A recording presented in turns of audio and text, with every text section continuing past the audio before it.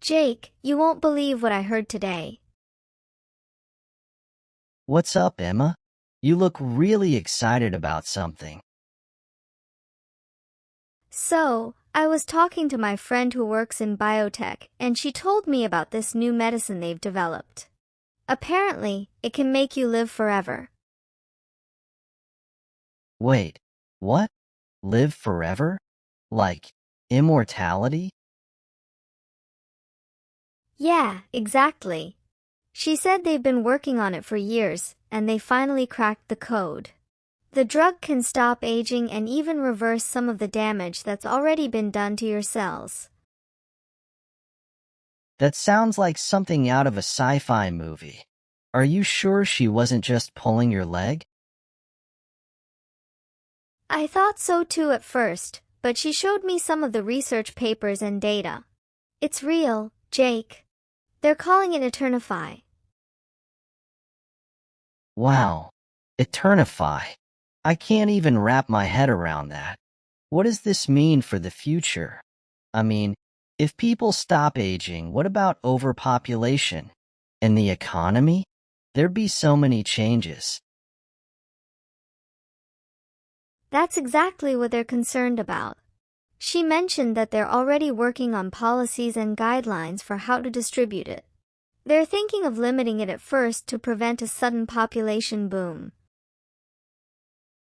How would they decide who gets it first? That sounds like it could get really controversial, really fast. Totally. They're considering prioritizing people based on contributions to society, like scientists, doctors, and maybe world leaders. But it's a tough call. Imagine the debates and the ethical dilemmas. And what about the social implications? If only a select few get it, it could create an even bigger gap between the rich and the poor.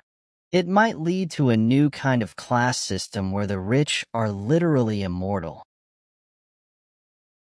That's one of the biggest concerns. They want to avoid creating a society where only the wealthy have access to it. But it's hard to see how they can manage it fairly. And there's also the issue of what happens if people start living for hundreds of years. Careers, retirement, education, all of it would need to be rethought. Can you imagine having the same job for centuries? Or staying in school for decades to learn everything you can? It's a whole new world. Exactly. And then there's the personal side of things. Relationships would change. How would you even handle being married for hundreds of years? Or watching everyone around you grow old and die while you stay the same? It sounds like it could be really lonely, and maybe even boring after a while. Part of what makes life special is that it's temporary. Knowing that our time is limited pushes us to make the most of it. Maybe living forever isn't as great as it sounds. There would be a lot of psychological and emotional challenges. I wonder if they've thought about that. They'd have to. Mental health would become a huge focus. But still, the possibilities are incredible. Think about all the knowledge and wisdom people could accumulate. We could make so much progress in science, art, and culture. True. Imagine the breakthroughs in medicine alone if doctors and researchers had unlimited time to work on cures. We could eradicate so many diseases. And what about exploring the universe? We could send people on missions to distant planets without worrying about them running out of time. It could change everything. It really could. But with great power comes great responsibility, right? It'll be up to us to handle it wisely. Yeah, we'd have to make sure it benefits everyone, not just a privileged few. It's a lot to think about. It really is. I'm just glad I'm not the one making those decisions. But it's fascinating to think about what the future might hold. Who knows? Maybe in a few decades, we'll look back on this conversation and laugh, realizing how far we've come. Or maybe we'll be part of the first generation of immortals. Either way, it's an exciting time to be alive. I can't wait to see what happens next. Emma, the more I think about it, the more I realize I'm not sure I'd want to live forever. Really? Why is that? Life's already tough as it is. Sometimes it feels like a never-ending grind. Living forever might just mean prolonging all the struggles and hardships indefinitely. We all have bad days, but imagine having bad centuries. Exactly. And sometimes it feels like we're just going through the motions, dealing with the same problems over and over. It can get exhausting. Immortality might just magnify that feeling of being stuck. I never thought about it like that. Everyone has their ups and downs, but stretching that out forever could be pretty daunting. Plus, the world isn't exactly a perfect place. There's so much suffering, inequality, and conflict. Sometimes it feels like we're making progress, but other times it feels like we're going backward. Living forever in a world like this, I'm not sure I'd want that. I get that. And then there's the whole issue of finding purpose. If you have all the time in the world, what drives you? What keeps you motivated? That's a big one. Part of what makes life meaningful is knowing it's finite. It pushes you to achieve your goals, cherish your relationships, and make every moment count. Without that, it might be hard to find meaning.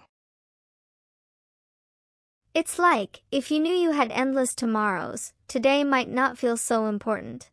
You might procrastinate on everything, thinking you can always do it later. Exactly.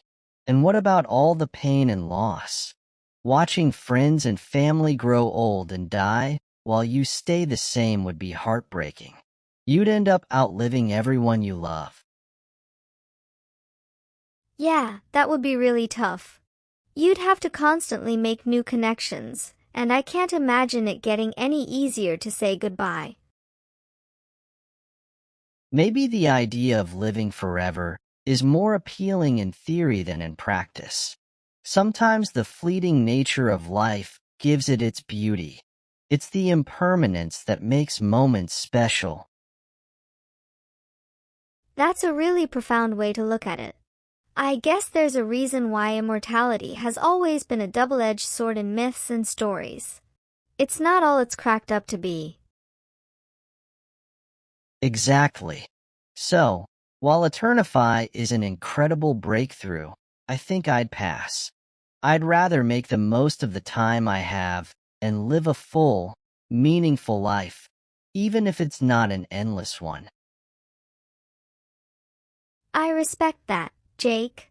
And honestly, I might feel the same way. There's something to be said for the natural cycle of life. Maybe it's not about how long we live, but how well we live. This whole conversation has really got me thinking about what matters most in life. Same here.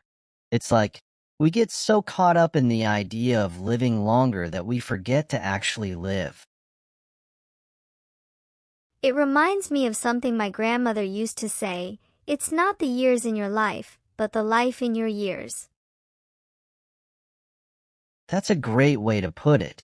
Maybe the real lesson here is to focus on the quality of our experiences, not just the quantity. Yeah.